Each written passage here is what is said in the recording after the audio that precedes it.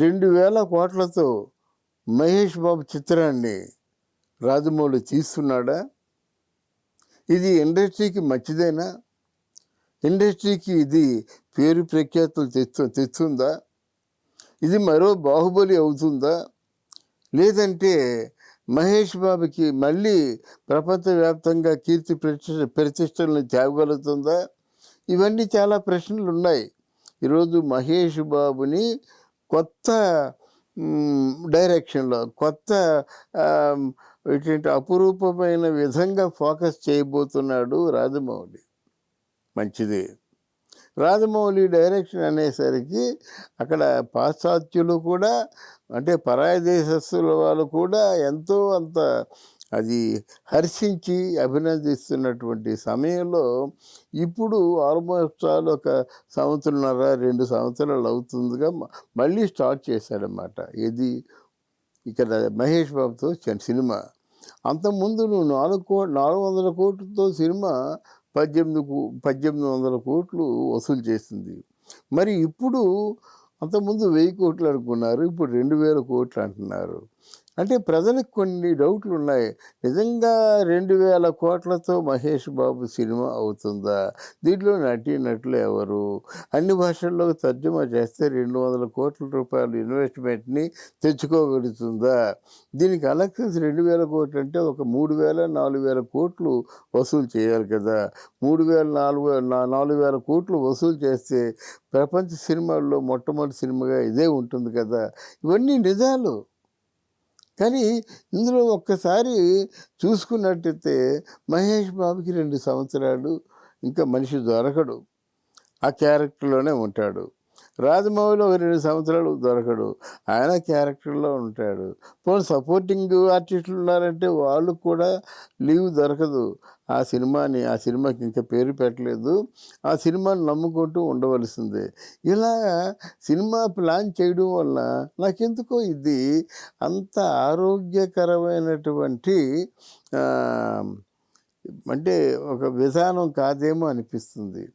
ఎందుకంటే హనుమాన్ లాంటి సినిమాలు రావాలి. ఒక 30 కోట్లతో సినిమా చేసి ఒక 200 కోట్ల రూపాయలు కలెక్ట్ చేస్తుందంటే అది హెల్తీ కాంపిటీషన్, దాన్ని హర్షిస్తాను. కానీ 2000 కోట్లతో మీరు సినిమా తీసిన తర్వాత, ఎందుకంటే ఒక సినిమా కానీ తినదంటే ఒక 400 కోట్లు 500 కోట్లు పెట్టుబడితో తీసిన సినిమా ఈ మధ్యకాలంలో ఆదిపురుషు వచ్చింది.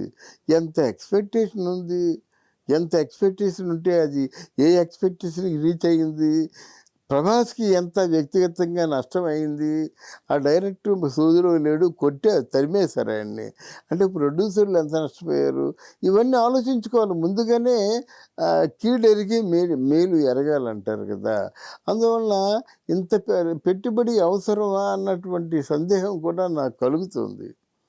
If everything goes well, otherwise ఆలోచించాలి కదా. మరి ఇక్కడ హనుమాన్ సినిమా కూడా చాలా మంచి సినిమా అయింది, ఇంటర్నేషనల్గా అందరూ చూసే సినిమా అయింది, 100 కోట్లు కలెక్ట్ చేస్తుంది. దాని ఇన్వెస్ట్మెంట్ కేవలం 30 కోట్లు ఉంటుంది అనుకోను, అంతకంటే తక్కువే.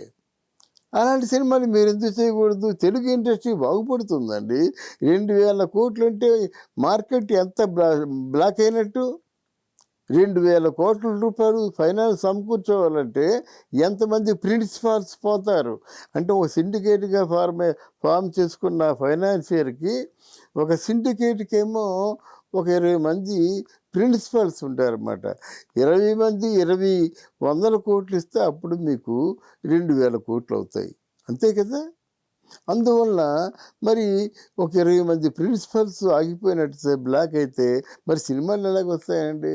అంటే మనకి కేవలం ప్రభాస్ సినిమాలును, మహేష్ బాబు సినిమాలు ఇవేనా సినిమాలు? తారకును ఎవరు రామ్ చరణ్ సినిమాలా? మిగతా వాళ్ళ సినిమాలు కావా? మిగతా వాళ్ళ సినిమాలు ఆడవా అనేటువంటి సందేహం కూడా కలుగుతుంది.